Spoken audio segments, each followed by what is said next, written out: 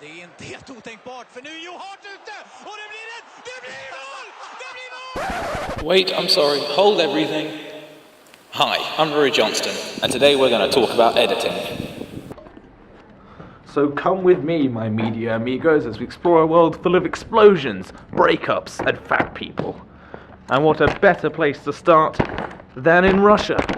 So which is why I'd now like to invite my friend Kaleshov. Hi, Kaleshov. So, could you tell us a little bit about the work that you've been doing? Yes, I have. I invented a new editing technique called the Kaleshov effect. Well, I nabbed an actor buddy, Ivan Moshukin, and we shot a short film when I filmed his face once and displayed an image of a bowl of soup, a dead child, and a pretty lady lying on a couch. Everybody loved it, hailing his performance.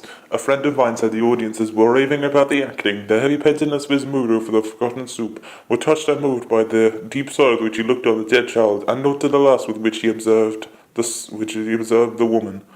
But we knew that in all three cases, the face was exactly the same. I see. And was that the first real example of what proper montage is? Well, in Russia, a film which was part of Soviet propaganda to remember the October Revolution was basically a massive montage. Here, take a look.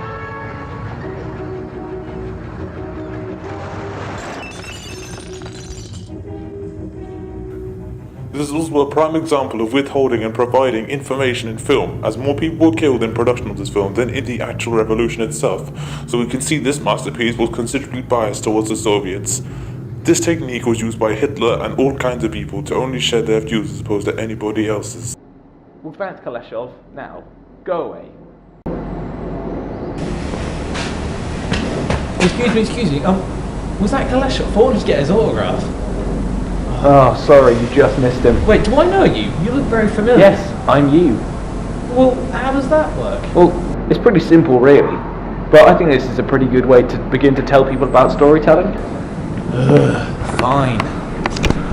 Storytelling is pretty simple. It's just a load of different sequences thrown together in order. Like here, let's watch an example. Here we see a vase on a narrow column. Now I'll show you a shot of other me, and now look, the vase is broken. You assume that it was Clone Rory who broke it.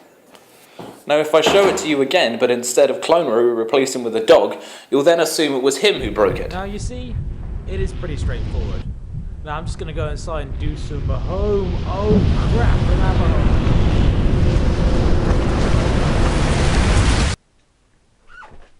Oh, would you look at that? I didn't die. Thanks to editing. That was splicing, but I think now I'm gonna take a nap.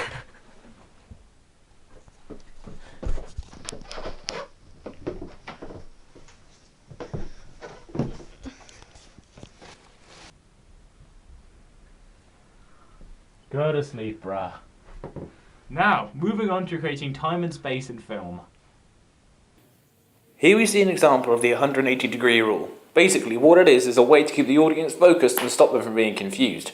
How it's done is if two people are having a chat, the camera has to stay within a 180-degree perimeter in order to keep the audience from being confused. So if I'm filming over someone's right shoulder on one side, then I need to film the other person's stuff on the left side of them. So we know that they're chatting and not just talking into thin air. This is also an example of multiple points of view, which are super important. Moving on to shot reverse shot. This shot reverse shot is a lot like the 180-degree rule.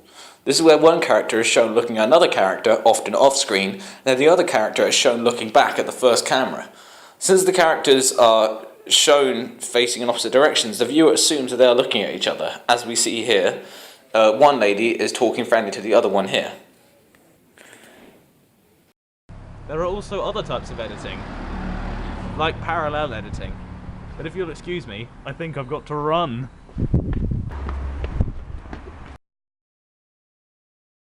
What I just did there is usually associated with the rampant racist D.W. Griffith.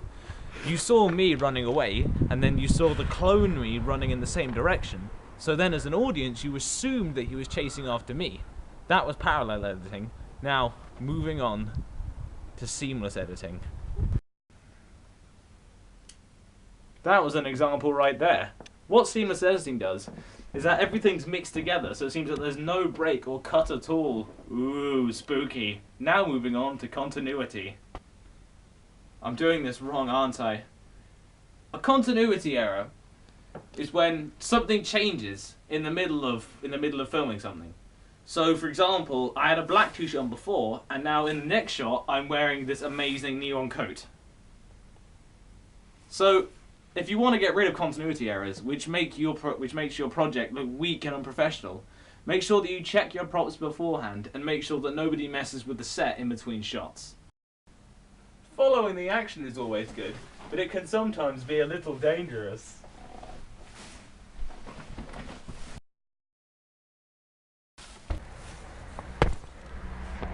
Nope, I'm okay, thanks to editing.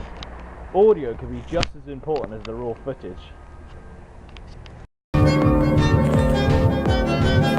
In this clip, we can see that it is using a technique called cutting to the beat, which is useful in creating a dynamic video and also with pace and rhythm.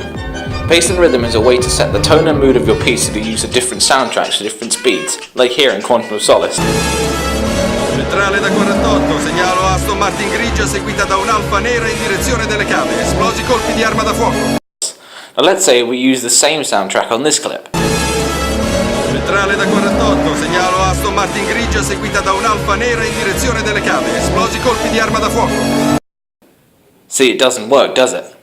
And last but not least, always remember to have some variation. Like here, you can see that throughout this whole film, I've been all over the place. And finally we move on to cuts and transitions.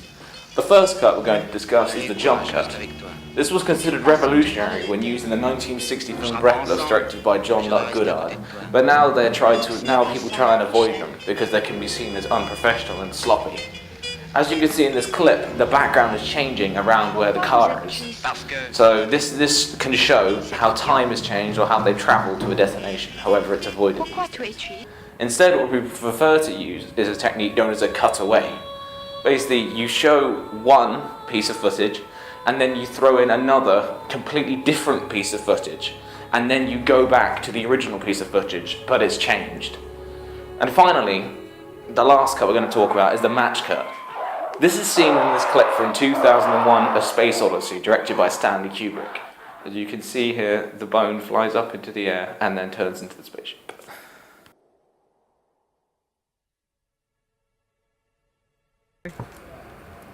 A transition is simply a way that scenes end and new scenes begin. The first transition we're going to talk about is a straight cut. This is when there's no real transition as such, it just jumps straight onto the next scene. The second widely used transition is known as a wipe. This is when we see the previous scene sift across the screen to reveal the new scene behind it. And finally, there's the dissolve. This is when the two scenes blend together to create an almost seamless transition. Well, thank you very much for listening, and I hope you're able to take this newfangled knowledge of editing up into the stars.